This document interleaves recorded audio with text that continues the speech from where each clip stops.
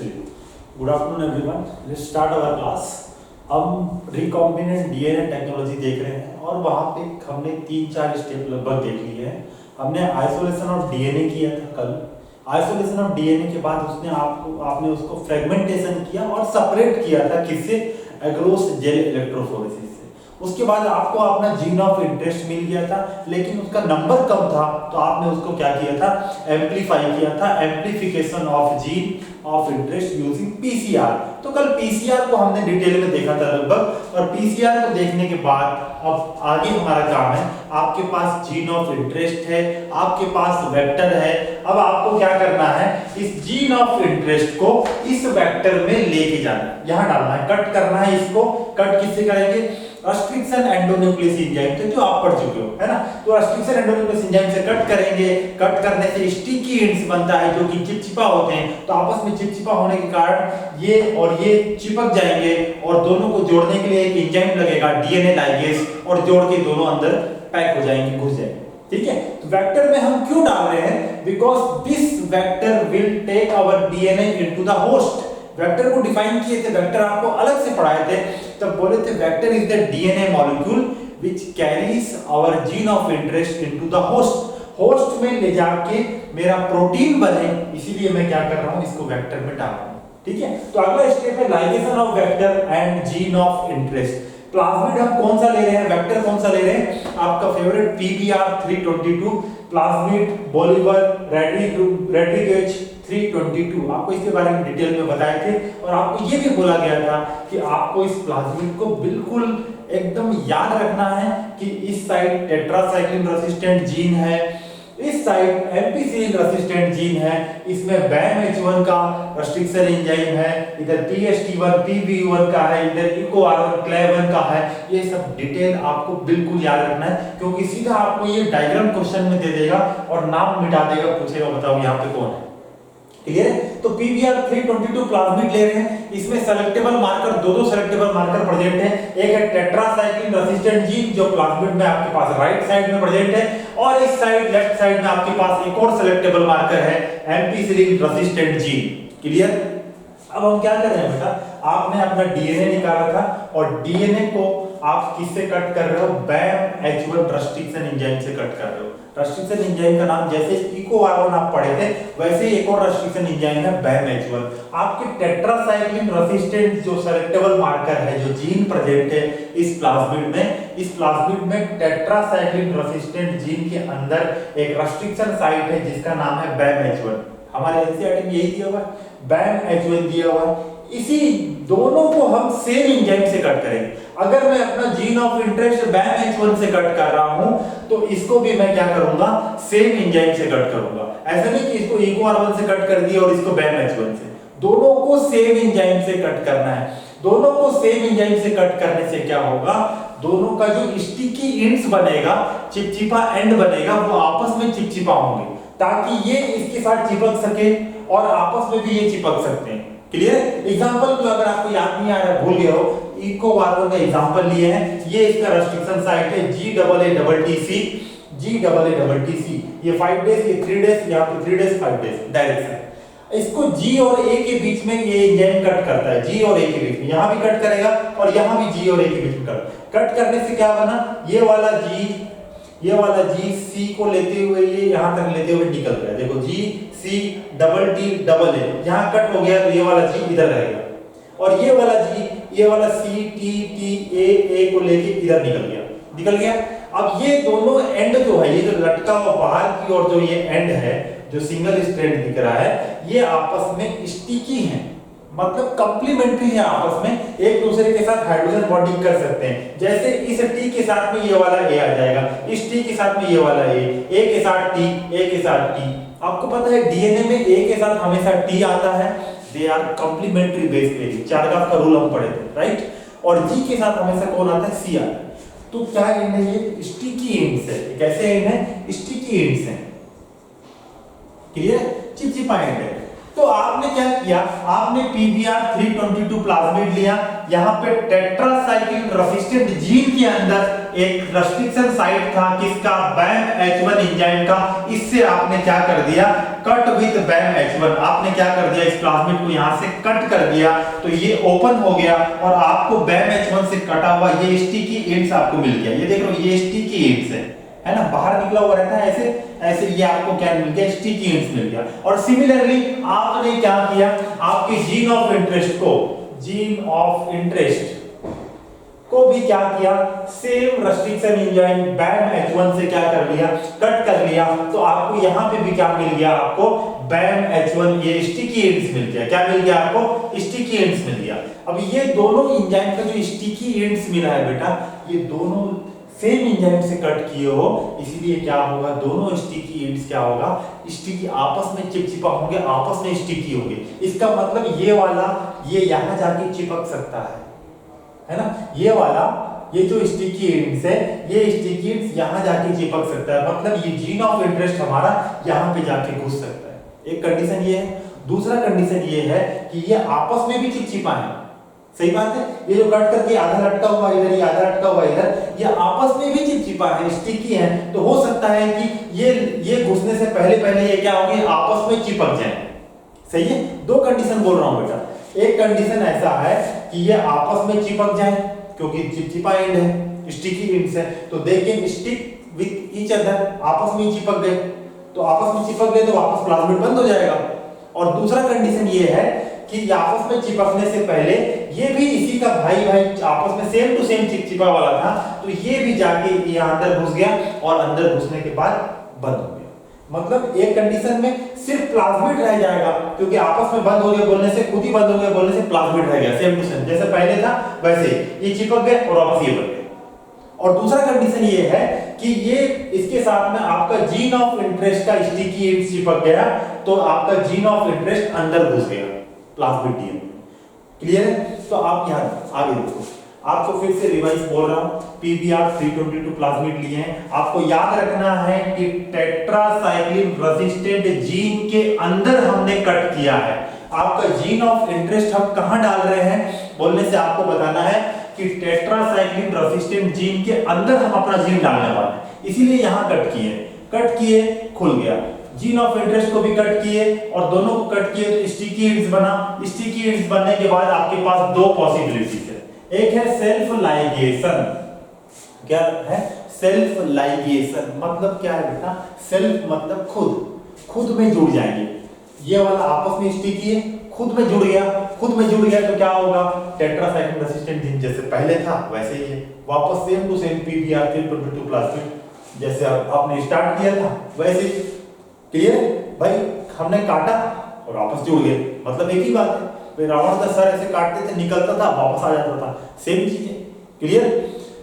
तो ये वापस बन गया, इसको बोल रहे हैं सेल्फ लाइगेशन। लाइगेशन मतलब जुड़ना, आपस में खुद ही जुड़ गए।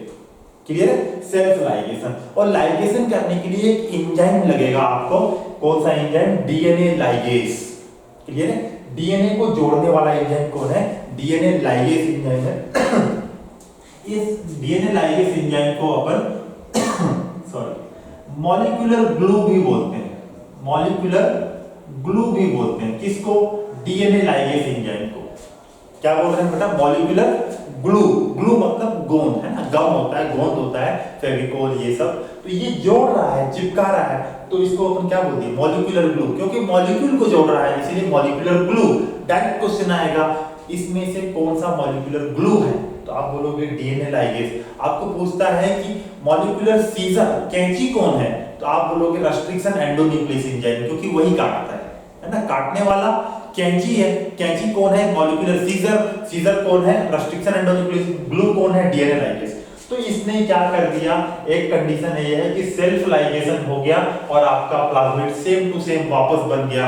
क्या ये हाइब्रिड है क्या इसमें कुछ और जीन, एक्स्ट्रा जीन घुसा, ये जैसे पहले था वैसा ही है, सही है, तो इसलिए हाइब्रिड नहीं है। और ऐसे बने हुए सेल्फ लाइगेशन होने के बने हुए प्लाज्मिड को आप बोलते हो नॉन रिकॉम्बिनेंट प्लाज्मिड।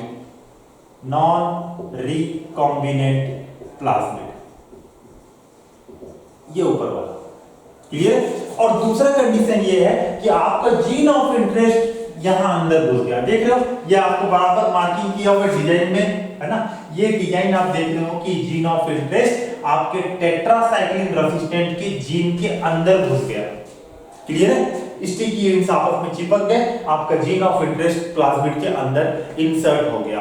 क्या ये हाइब्रिड है क्या? हाँ ये हाइब्रिड है, इसमें प्लाज्मिड के डीएनए के अलावा आपका कहीं और से लाया हुआ डीएनए घुसा हुआ है, तो दो अलग अलग डीएनए का क्या है, ये मिक्सचर है, इसीलिए इसको हम क्या बोल रहे हैं, हाइब्रिड बोल रहे हैं। और हाइब्रिड डीएनए को हम क्या बोलते हैं, रिकॉम्बिनेंट बोलते हैं। रिकॉम्बिनेंट मतलब नया कॉम्बिनेशन है, ऑफ कोर्स ये नया कॉम्बिनेशन है, इसमें जीन ऑफ इंटरेस्ट पहले नहीं था, अभी हमने डाल दिया, तो इसको हम क्या बोल रहे हैं बेटा, रिकॉम्बिनेंट प्लाज्मिड बोल रहे हैं, रिकॉम्बिनेंट प्लाज्मिड, क्लियर है। तो कुल मिला के बात यह है कि बेटा जब आपने जीन ऑफ इंटरेस्ट डालने का कोशिश किया, अब एक बात को ध्यान से समझना, ये सब जो पूरा रिएक्शन है ये बेटा एक ट्यूब में हो रहा है, किसमें हो रहा है, ये ट्यूब में हो रहा है। ट्यूब में आपने प्लाज्मिड भी डाल दिया है और रेस्ट्रिक्शन एंजाइम डाल दिया है और आपका जीन ऑफ इंटरेस्ट भी डाल दिया है, जीन ऑफ इंटरेस्ट भी डाल दिया।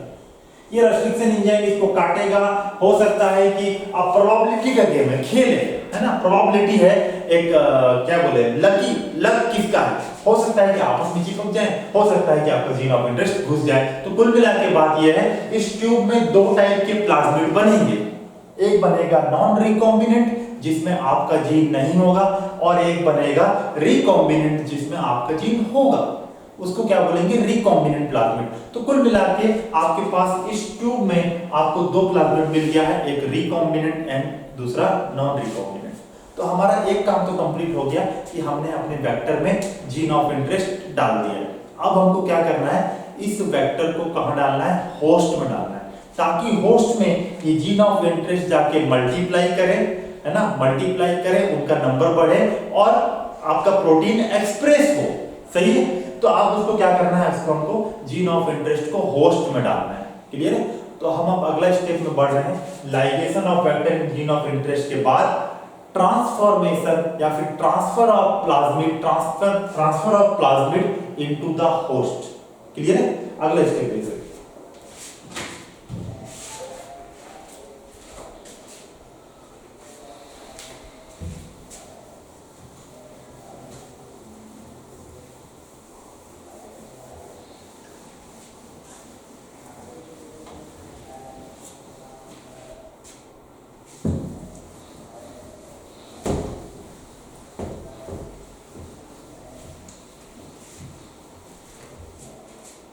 चलो अगला स्टेप 5वां नंबर, ट्रांसफर ऑफ प्लाज्मिड या फिर आप बोल सकते हो vector into the host, into the host, ठीक है। तो ट्रांसफर करना है, ट्रांसफर बेटा दो टाइप का होता है ना, दो टाइप का ट्रांसफर हमको पढ़ना है, हल्का सा ग्लिम्स लेके चलना है हमको। एक होता है डायरेक्ट ट्रांसफर, ये क्या होता है, डायरेक्ट ट्रांसफर पहला, और दूसरा कौन सा होता है, इनडायरेक्ट ट्रांसफर, इनडायरेक्ट ट्रांसफर, ठीक है। इनडायरेक्ट ट्रांसफर में क्या होता है, इसमें आप अपना जीन ऑफ इंटरेस्ट को, gene of interest is transferred with the help of vector, with the help of vector, है ना। तो आप एक वेक्टर को लेके उसमें अपना जीन डाल के उसको ट्रांसफर करोगे, तो ये एक तरीका का इनडायरेक्ट ट्रांसफर है। मतलब पहले आपने वेक्टर लिया, उसमें जीन डाला, उसके बाद उसको वहां डाल रहे हैं। अगर मैं जीन ऑफ इंटरेस्ट को डायरेक्ट डाल दूं अंदर सेल के अंदर, तो वो क्या है, डायरेक्ट, बिना किसी वेक्टर के डायरेक्ट जीन ऑफ इंटरेस्ट लिया, इंसर्टेड इनटू द होस्ट, क्या बोलेंगे उसको, डायरेक्ट बोलेंगे।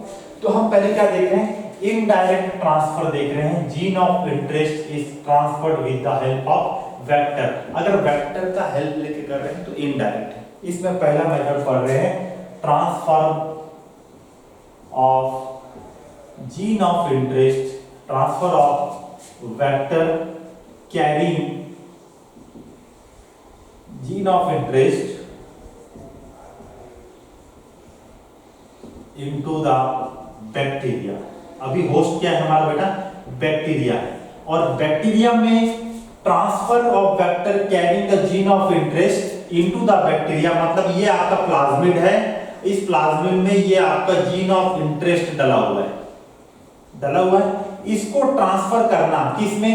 बैक्टीरिया में, is known as transformation.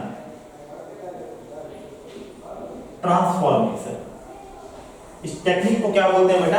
Transformation बोलते हैं। आपको डायरेक्ट आएगा ट्रांसफॉर्मेशन, रूपांतरण किसको बोलते हैं? तो transformation it is the process of transferring a foreign DNA, recombinant DNA, कुछ भी लिख सकते हो, फॉरेन डीएनए लिख सकते हो, रिकॉम्बिनेंट डीएनए लिख सकते हो, आउटसाइड डीएनए लिख सकते हो, न्यू डीएनए लिख सकते हो, into the bacteria is known as transformation. हम ट्रांसफॉर्मेशन कैसे करेंगे? स्टेप समझ रहे हैं आप, देखो ट्रांसफॉर्मेशन इन बैक्टीरिया।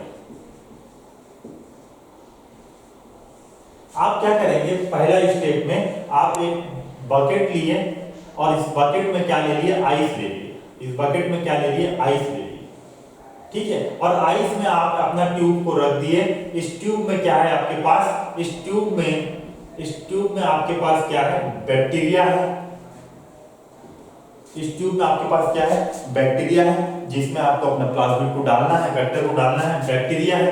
इस बैक्टीरिया के साथ में आपने क्या डाल दिया? वेक्टर डाल दिया। क्या डाल दिया? Vector, plasmid. वेक्टर कौन सा टाइप का? आपके पास दो टाइप का वेक्टर अभी बना था, एक रिकॉम्बिनेंट बना था और दूसरा नॉन रिकॉम्बिनेंट बना था। तो vector recombinant plus non recombinant, R+N लिख दे रहे हैं यहाँ पे, ठीक है। और साथ में आप क्या डाल दिए?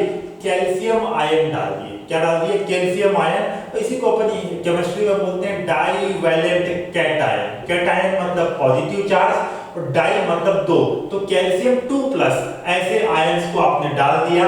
और इस ट्यूब में बैक्टीरिया, वेक्टर में दोनों रिकॉम्बिनेंट नॉन रिकॉम्बिनेंट कैल्शियम लेके डाल के आपने कहां रखा है? इस ट्यूब को आइस में रखा है। इस ट्यूब को कहां रखा है आपने? आइस में, मतलब 4 डिग्री सेल्सियस में रखा है। कितना डिग्री? 4 डिग्री, एकदम ठंडे टेम्परेचर में आपने रखा है। उस ट्यूब में बैक्टीरिया भी है जिसमें आप अपना वेक्टर को घुसाना चाहते हो। देखो बेटा, बैक्टीरिया में पेप्टाइडोग्लाइकन का सेल वॉल, और डीएनए कैसा है? डीएनए हाइड्रोफिलिक मॉलिक्यूल है, वाटर लविंग मॉलिक्यूल है, और बीच में सेल मेम्ब्रेन है। सेल मेम्ब्रेन हाइड्रोफोबिक होता है। एक नेगेटिव चार्ज वाला डीएनए डायरेक्टली मेम्ब्रेन को क्रॉस करके नहीं घुस सकता है, ठीक है।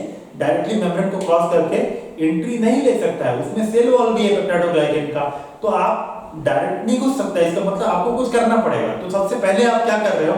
आप बैक्टीरिया ले रहे हो, उसमें डाईवैलेंट कैटायन डाल दे रहे हो, और आपको जो भी vector recombinant plus non recombinant डालना है उसको साथ में ले लिए, मिक्स करके ट्यूब में रेडी है। कहां पे रखे हुआ है? 4 डिग्री सेल्सियस में रखा हुआ है।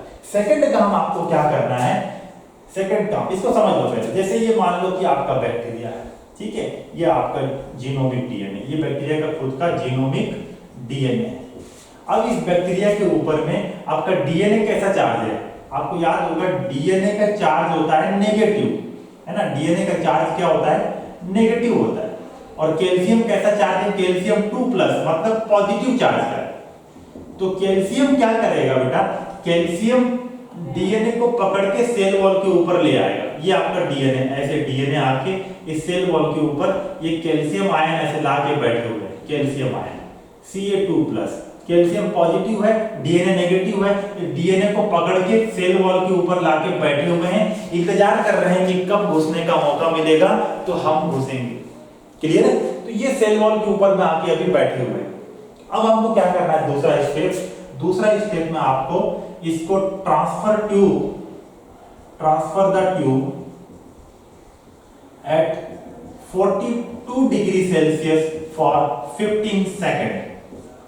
42 डिग्री सेल्सियस, 4 डिग्री से उठा के सीधा कहां ले जाना है? 42 डिग्री सेल्सियस, 42 डिग्री में ले जाना है आपको, और 15 सेकेंड के लिए ले जाना है। बस कितना सेकंड के लिए? 15 सेकंड के लिए।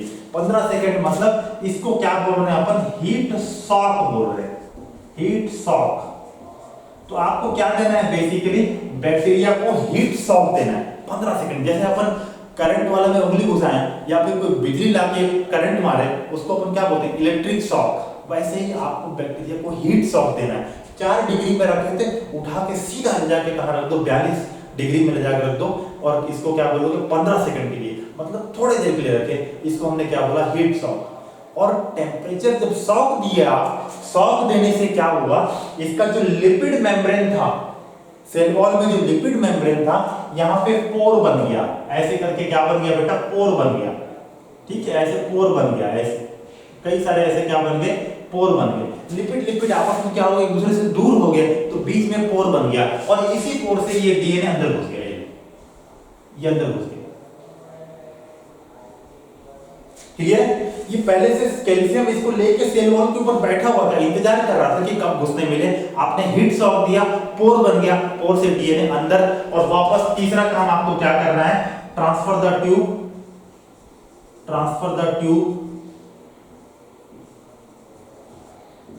Back to ice. वापस आपको 15 सेकंड का हीट दो, पोर बनेगा, डीएनए अंदर, उठा के वापस आइस में रख दो, वापस कहां रख दो, आइस में रख दो, पोर बन, डीएनए अंदर, पोर बन, खत्म, खेल खत्म, है ना। ट्रांसफॉर्मेशन हो गया बैक्टीरिया का। आपको ट्रांसफॉर्मेशन क्या था, the introduction of naked DNA, introduction of foreign DNA, introduction of plasmid vector into the host bacteria, है ना, इज नॉन एज ट्रांसफॉर्मेशन। कैसे किए, 4 डिग्री सेल्सियस में रखे, पहले बैक्टीरिया को लेके, आपके वेक्टर को लेके, है ना, वेक्टर को लेके रखें, और साथ में कैल्शियम आयन को लेके रखें, कैल्शियम आयन डीएनए को लेके सेल वॉल के ऊपर बैठ गया। आपने 42 डिग्री सेल्सियस में 15 सेकंड के लिए हीट शॉक दिया, जिससे पोर फॉर्म हुआ, पोर फॉर्म हुआ तो क्या हुआ, वहां से डीएनए इंटर कर गया, आपने तुरंत वापस कहां रख दिया, 4 डिग्री में रख दिया, पोर बंद हो गया, आपका डीएनए अंदर। बस आप यही चाहते थे कि मेरा डीएनए अंदर जाए, चला गया, ट्रांसफॉर्मेशन कर दी, ठीक है। तो हीट शॉक देने से क्या हो रहा था बेटा, पोर फॉर्मेशन, ये पोर फॉर्मेशन हो रहा था। डन। चलो आगे एक और देखते हैं, इनडायरेक्ट को ही देख रहे हैं, डायरेक्ट को बाद में देखते हैं, पहले इनडायरेक्ट कर लेते हैं। तो ट्रांसफॉर्मेशन इन बैक्टीरिया आपको समझ में आया, ठीक है। अब दूसरा हम क्या देखते हैं कि अगर मान लो कि बैक्टीरिया नहीं, हमको किस में ट्रांसफर करना है, प्लांट में ट्रांसफर करना है, तो प्लांट में कैसे करेंगे उसको समझ लेते हैं, क्लियर। तो transfer of DNA into the plant में कैसे करें।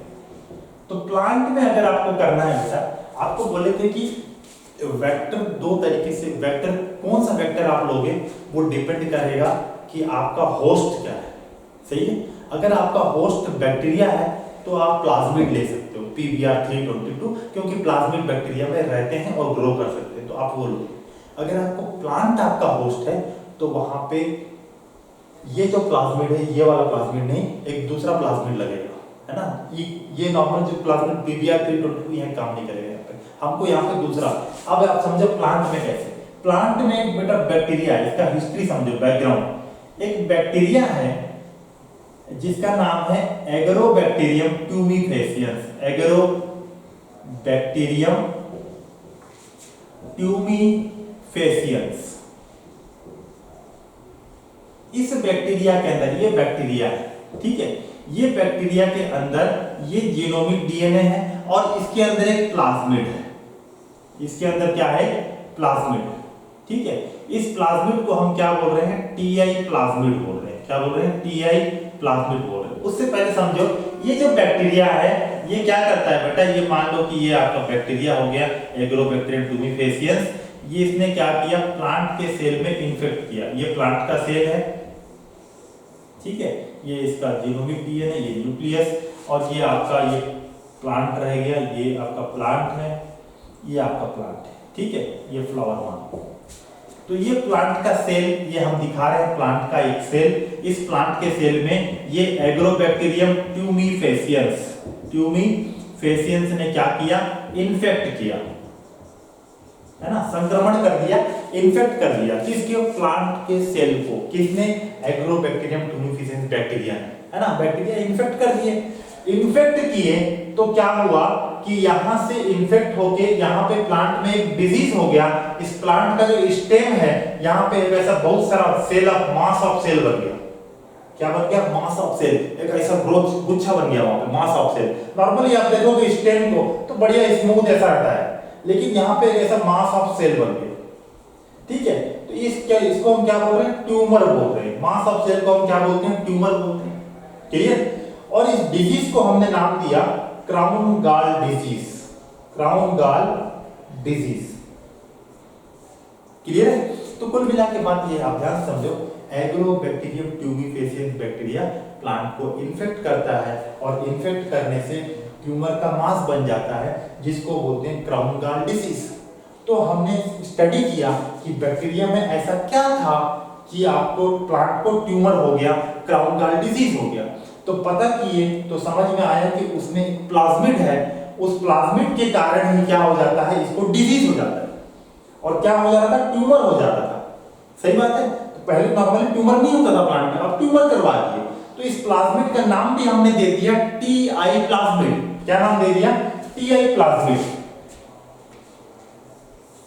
यहां लिखते हैं टीआई प्लाज्मिड। टी मतलब ट्यूमर, ठीक है, और आई मतलब इंड्यूसिंग, ट्यूमर बनवाने वाला plasmid, tumour inducing plasmid, clear है। और इस बैक्टीरिया को, इस प्लाज्मिड को हमने और स्टडी किया कि ऐसा क्या है ट्यूमर इंड्यूसिंग टीआई प्लाज्मिड में जिसके कारण ट्यूमर हो जा रहा है। तो हमको समझ में आया कि टीआई प्लाज्मिड में एक डीएनए है जिसका नाम है टीडीएनए। क्या नाम है, टीडीएनए। इस डीएनए का नाम हमने दिया है टीडीएनए क्योंकि ये डीएनए से क्या हो जाता है बेटा, यही डीएनए क्या करता है, ट्यूमर करवा रहा था, इसीलिए डीएनए का नाम दे दिया टीडीएनए, मतलब tumour forming DNA, tumour DNA, ठीक है। अब ये ट्यूमर डीएनए क्या करता है बेटा, ये ट्यूमर डीएनए यहां से प्लाज्मिड से कट के निकलता है और कट के निकल के आपके प्लांट सेल के जीन में जाके यहां ऐसे लग जाता है, क्लियर है। टीआई प्लाज्मिड में टीडीएनए है, वो टीडीएनए क्या करवाता है, ट्यूमर करवाता है।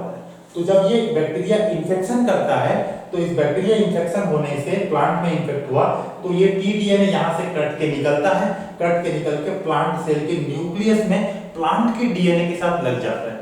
और प्लांट के डीएनए के साथ लग जाने से उसका एक्सप्रेशन चालू हो जाता है और एक्सप्रेशन होने से उससे जो प्रोटीन बनता है उससे ट्यूमर हो जाता है, क्लियर है। और इस टीडीएनए को काट के यहाँ पे लगाने के लिए एक और जीन प्रेजेंट है यहाँ पे, जिसको आप बोलते हो वीर जीन, जिसको आप क्या बोलते हो, वीर जीन, मतलब विरुलेंस जीन। क्या बोल रहे हो, विरुलेंस जीन बोल रहे हो, ठीक है। ये विरुलेंस जीन ही क्या करता है, इस टीडीएनए को कटवाता है और काट के कहां डाल देता है, अंदर डाल देता है, और जिसके कारण क्या हो जाता है, ट्यूमर हो जाता है, क्लियर है। तो अब हमको क्या करना है बेटा, हमको इससे कोई लेना देना नहीं कि भाई ट्यूमर हो जा रहा है, ये इन्फेक्ट कर रहा है। हमको क्या मतलब है, हमको ये मतलब है कि मैं अपना जीन ऑफ इंटरेस्ट मैं प्लांट में कैसे डालूं, मेरे को उससे लेना देना है, सही बात है। तो मैं क्या देखा कि एग्रोबैक्टीरियम ट्यूबिफेसियंस बैक्टीरिया के अंदर एक टीआई प्लाज्मिड है, टीआई प्लाज्मिड के अंदर एक टीडीएनए है। इस टीडीएनए को वीर जीन, विरुलेंस जीन काट के प्लांट जीन में डाल, प्लांट के क्रोमोसोम में डाल देते हैं और जिसके कारण ट्यूमर हो जाता है। मैंने ये सोचा क्यों ना इस टीडीएनए को काट के हटा दो और उसके बदले में अपना जीन डाल देता हूँ। क्या डाल दें, टीडीएनए से ट्यूमर हो रहा था, इसको काटते हैं, टीआई प्लाज्मिड निकालते हैं और टीआई प्लाज्मिड काट के इसको निकालो टीडीएनए को, और टीडीएनए के बदले अपना क्या डाल दो, हमारा जीन डाल दो, जो भी आपको डालना है, ठीक है। वो जीन को डाल दिए और वापस इस प्लाज्मिड को कहां डाल दिए, बैक्टीरिया में डाल दिए और बैक्टीरिया से प्लांट को क्या करा दिए, इन्फेक्ट करवा दिए, क्लियर है। अब इस बार क्या होगा, इस बार आपका वीर जीन क्या करेगा, पहले वो टीडीएनए को काट के यहां डालता था, अब टीडीएनए है ही नहीं, टीडीएनए के बदले आपने क्या किया है, आपका जीन ऑफ इंटरेस्ट डाला है। इस बार आपके जीन ऑफ इंटरेस्ट को काटेगा और प्लांट के अंदर घुसेड़ देगा, प्लांट के डीएनए में लगा देगा, और आपका इस बार डिजीज नहीं होगा, इस बार आपका जीन ऑफ इंटरेस्ट जो भी आप डाले हो उस प्लांट में वो बनेगा, क्लियर है। तो इस तरीके से आप ट्रांसफर कर सकते हो प्लांट में क्या चीज, आपका जीन ऑफ इंटरेस्ट। कैसे, किसका हेल्प लेके, एग्रोबैक्टीरियम ट्यूबिफेसियंस बैक्टीरिया लेके, उसके अंदर टीआई प्लाज्मिड है जिसका नाम है ट्यूमर इंड्यूसिंग प्लाज्मिड, उसमें टीडीएनए है, टीडीएनए को काट के निकालना है, उसके बदले अपना जीन डालना है, बाकी काम डाल दो और वापस बैक्टीरिया में डाल दो, बाकी काम वो खुद कर लेंगे। क्लियर है? आपका जो बैक्टीरिया है जिसमें आपका जीन ऑफ इंटरेस्ट डाला हुआ है टीआई प्लाज्मिड में, बैक्टीरिया से इन्फेक्ट करा दो, बैक्टीरिया प्लाज्मिड बाकी काम खुद कर लेगा। विरुलेंस जीन आपके जीन को काटेगा, काट के निकाल के प्लांट के क्रोमोसोम में लगा देगा और आपका जीन का एक्सप्रेशन चालू हो जाएगा। आपका जीन से जो भी प्रोटीन है इस प्लांट में बनने लगेगा, बस हो गया, ट्रांसफर कर लिए आप प्लांट में। क्लियर है? चलो आगे बढ़ते हैं।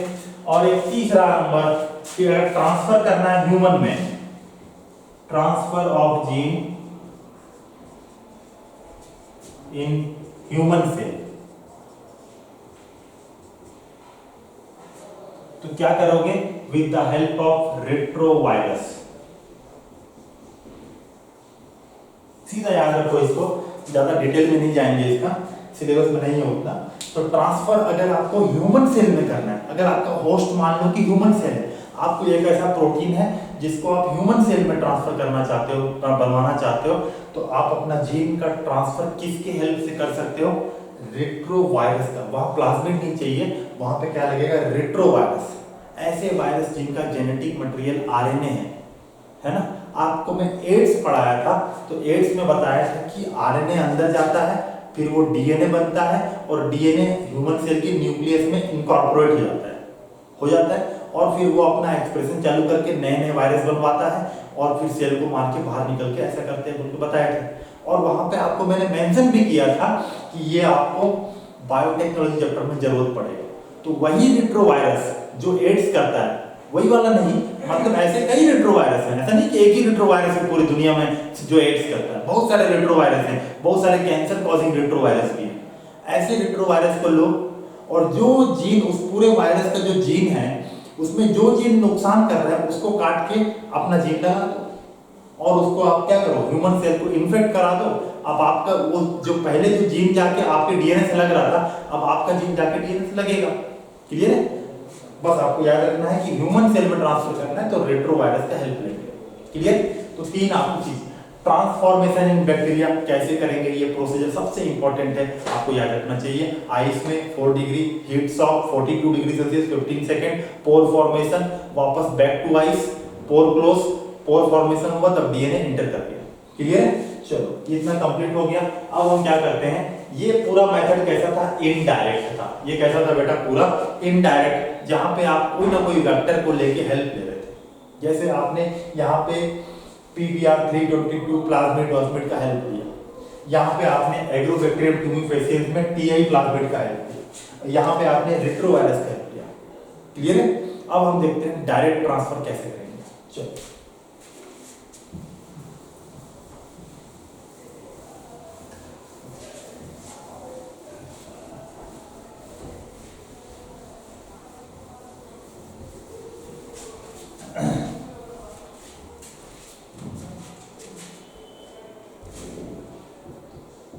Direct gene transfer, direct method है ना। डायरेक्ट मेथड में पहला टेक्निक आप पढ़ोगे जीन गन, जीन गन, या फिर इसी को और दूसरे नाम से बोलेंगे पार्टिकल बॉम्बार्डमेंट, पार्टिकल बॉम्बार्डमेंट, या फिर इसी को और नाम से बोलेंगे बायोलिस्टिक्स। ये तीनों सेम चीज है, gene gun, particle bombardment, biolistic. यहां पे हम क्या करते हैं बेटा, यहां पे हम टंगस्टन है ना, जो बल्ब में ऐसा फिलामेंट होता है ना बेटा, वो टंगस्टन का बना होता है ना, वो टंगस्टन या फिर गोल्ड, या फिर गोल्ड का हम क्या लेंगे, माइक्रो पार्टिकल लेंगे। कैसा पार्टिकल लेंगे, माइक्रो पार्टिकल। ठीक है, ये माइक्रो पार्टिकल आपने समझो कि ऐसा ले लिया। क्लियर? और इस माइक्रो पार्टिकल के ऊपर में, इस माइक्रो पार्टिकल को लेके आप क्या करो, डीएनए उसमें क्या कर दो, मिक्स करवा दो।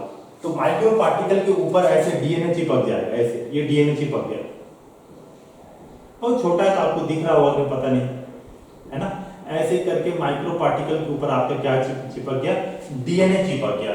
अब इसको आप क्या करो, आप सामने रखो प्लांट सेल। ये जनरली किसके लिए यूज करते हैं, प्लांट सेल के लिए यूज करते हैं, क्योंकि प्लांट सेल में बेटा सेलुलोज होता है जो हार्ड होता है बहुत, सही है, तो इसको प्लांट सेल के लिए यूज करते हैं। यहां पे एक आप लोग गन, ये गन ले लिए, इस गन में ये पार्टिकल को यहां डाल दो। इसमें क्या लगा हुआ है, इसमें आपका रिकॉम्बिनेंट डीएनए लगा हुआ है, रिकॉम्बिनेंट डीएनए लगा हुआ है, इस पार्टिकल में रिकॉम्बिनेंट डीएनए लगा हुआ है, ठीक है।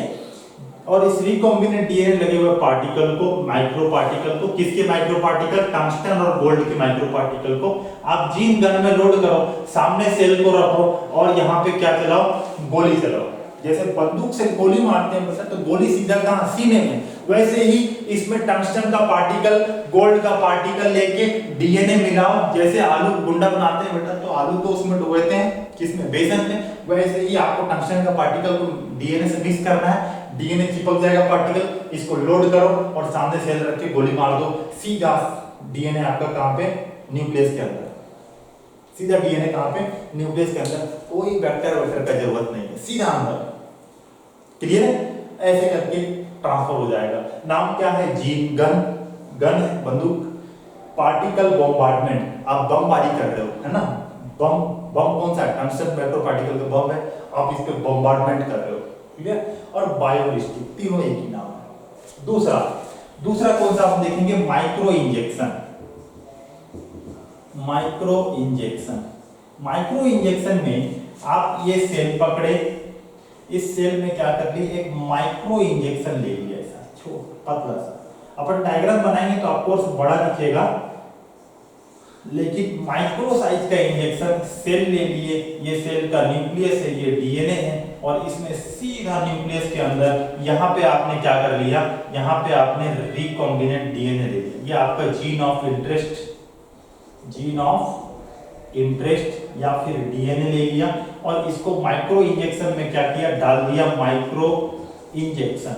ये जो इंजेक्शन है, इसका जो निडल है बेटा, वो माइक्रो साइज का, बहुत पतला है, बहुत पतला, माइक्रोस्कोप में देख के करना पड़ेगा साथ में।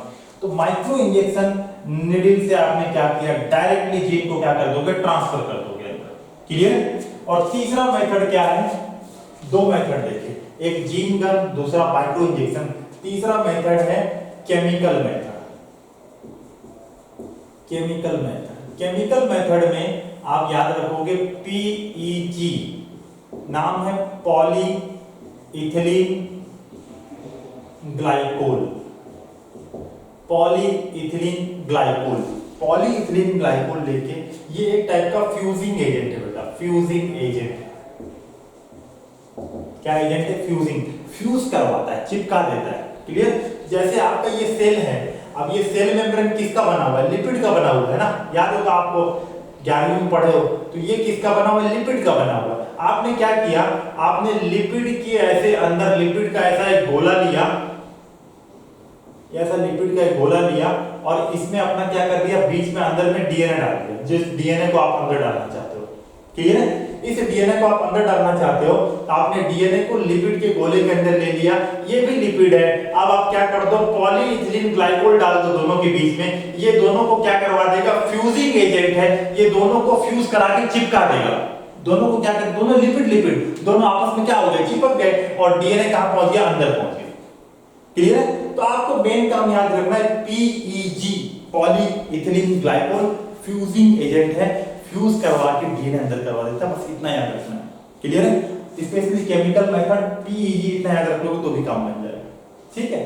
चलो 3 मेथड देख लिए, इतना बहुत है, जीन गन, माइक्रो इंजेक्शन और केमिकल मेथड, इतना याद कर लो, बहुत है, डायरेक्ट मेथड, ठीक है। और भी मेथड है बट सिलेबस में नहीं, ज्यादा नहीं देखेंगे, ठीक है।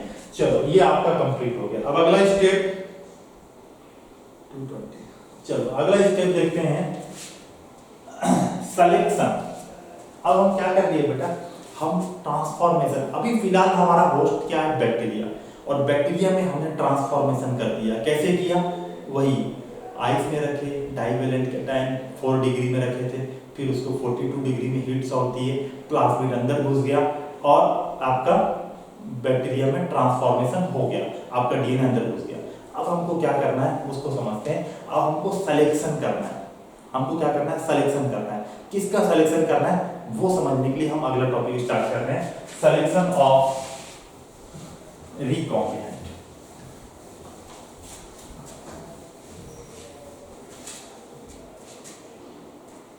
ये छठवां नंबर, सिलेक्शन ऑफ ट्रांसफॉर्मेंट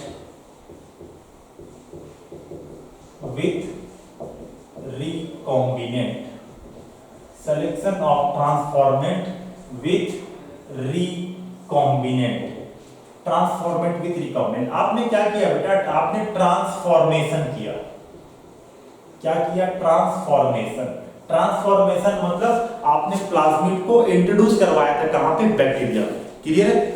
अब आपके पास प्लाज्मिड ही दो टाइप का था, आपको याद होगा, तो आपके पास प्लाज्मिड ही दो टाइप का था, एक था रिकॉम्बिनेंट और दूसरा क्या था, नॉन रिकॉम्बिनेंट टाइप का।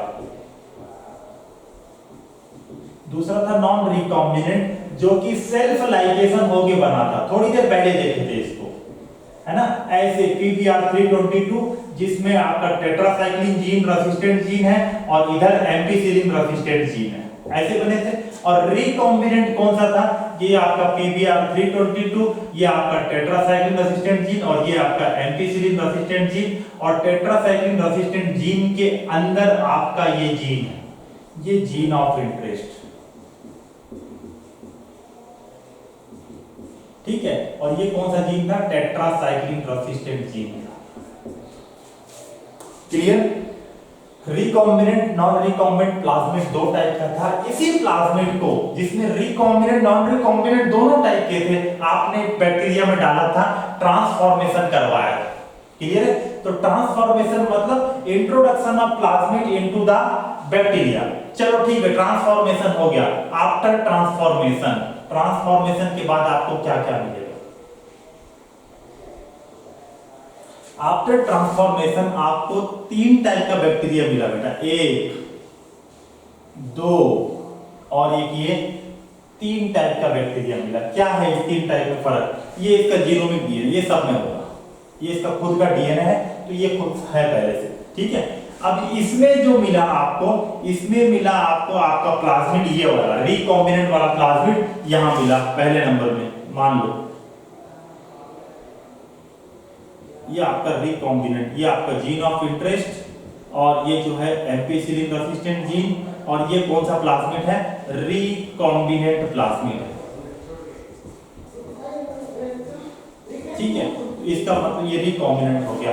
और इसमें जो एक बैक्टीरिया ऐसा मिला जिसमें नॉन रिकॉम्बिनेंट वाला प्लाज्मिड, ये वाला प्लाज्मिड घुस गया, है ना, किसी प्लाज्मिड में, बट रैंडम इवेंट है। आपने प्लाज्मिड लिया, आप बैक्टीरिया लिया, उसमें दोनों टाइप का प्लाज्मिड है, आपने ऊपर से डाला। अब आपको कुछ नहीं पता है, ना आप बैक्टीरिया को देख सकते हो खुले आंख से, ना आप डीएनए को देख सकते हो, एक ट्यूब के अंदर सब कुछ हो रहा है।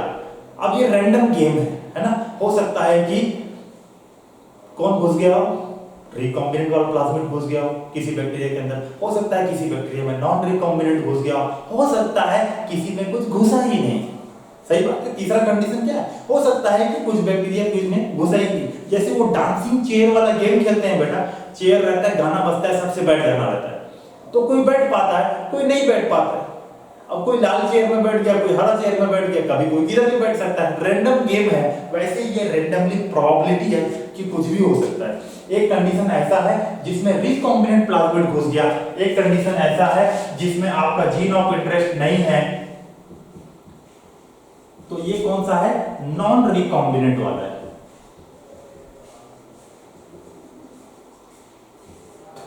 और तीसरा कंडीशन क्या है, यहां पे कोई प्लाज्मिड नहीं, नो प्लाज्मिड, यहां पे प्लाज्मिड घुसा ही नहीं, ना तो ये घुसा ना तो ये घुसा, कुछ नहीं घुसा, खाली है प्लाज्मिड। इसको हम बोल रहे हैं नॉन ट्रांसफॉर्मेंट, नॉन ट्रांसफॉर्मेंट, है ना भाई। जिसमें ट्रांसफॉर्मेशन मतलब क्या था, ट्रांसफॉर्मेशन का मतलब था इंट्रोडक्शन ऑफ फॉरेन डीएनए। अब डीएनए घुसा ही नहीं, मतलब ट्रांसफॉर्मेशन नहीं हुआ है उसका, नहीं हुआ है तो उसको हमने नाम दे दिया नॉन ट्रांसफॉर्मेंट। और जिसमें घुसा है, ये दोनों में घुसा है, ये दोनों को आप क्या बोलोगे, ट्रांसफॉर्मेंट्स। इसमें ट्रांसफॉर्मेशन सक्सेसफुली हो पाया, ट्रांसफॉर्मेंट क्या हो पाया, सक्सेसफुली हुआ है। चाहे वो तो ये गया है चाहे ये गया हो, लेकिन कुछ ना कुछ तो गया है भैया। और इंट्रोडक्शन ऑफ फॉरेन डीएनए कोई हम क्या बोलते हैं, ट्रांसफॉर्मेशन। तो ट्रांसफॉर्मेशन यहाँ पे हुआ है, यहाँ पे रिकॉम्बिनेंट वाला गया है, यहाँ पे नॉन रिकॉम्बिनेंट वाला गया है, सही बात है। तो ये दोनों को हमने क्या बोला, ट्रांसफॉर्मेंट। फिर हमने ये भी बताया कि बेटा ट्रांसफॉर्मेंट भी दो टाइप के हैं, एक है रिकॉम्बिनेंट वाला जिसमें रिकॉम्बिनेंट प्लाज्मिड गया है, जिसमें आपका जीन ऑफ इंटरेस्ट है, और एक प्लाज्मिड ऐसा है जो कि नॉन रिकॉम्बिनेंट है, उसमें आपका जीन ऑफ इंटरेस्ट नहीं है। तो तीन टाइप के बैक्टीरिया आपको ट्रांसफॉर्मेशन के बाद मिलेंगे। और हम टॉपिक क्या पढ़ रहे हैं, selection of transformant with recombinant. मतलब आपको सिलेक्शन करना है इनका और लास्ट में किसका करना है, इनका। क्लियर है। अब मैं आपको सिंपल सा क्वेश्चन पूछूं, आप वहीं पे आंसर कर लेना। आप चाहो तो माइक ऑन करके बता सकते हो, हालांकि मेरे को पता है आप माइक ऑन करके बताओगे भी, ठीक है। तो ट्रांसफॉर्मेशन के बाद तीन बैक्टीरिया, आपको कौन सा, आपको मैं बोलूंगी तीनों में से आपको कौन सा बैक्टीरिया चाहिए, तो कौन सा चाहिए, ये वाला चाहिए, ये चाहिए, ये चाहिए। इसको नंबर कर लेते हैं 1 2 3। आपको 1 नंबर वाला चाहिए, 2 नंबर वाला चाहिए कि 3 नंबर वाला चाहिए, आपको क्या चाहिए, है ना। ये आप क्वेश्चन है, आपको आप आंसर करो, मैं सुन रहा हूं, ठीक है। इसके आगे हम कल कंटिन्यू करेंगे। माइक ऑन है, आप आंसर कर सकते हो, मैं सुन रहा हूं, है ना। जो आप बताओगे उसको मैं कल सिलेक्शन करके बताऊंगा कि कैसे इस तीनों बैक्टीरिया में से आप सिलेक्शन करके उस बैक्टीरिया को जो बोलोगे उसको सेलेक्ट करके हम क्या करेंगे, अलग करेंगे, बाकी लोगों को हटा देंगे, है ना। आपको क्या चाहिए बेटा, आपको वही चाहिए आपका, आप कर क्या रहे हो, आप जीन ऑफ इंटरेस्ट, जो आपका इंटरेस्ट का जीन है उसको एक्सप्रेस करवाना चाहते हो, तो आपको वही चाहिए होगा, है ना। तो आप लोग बताओ कौन सा चाहिए, क्लियर, आंसर करो बेटा।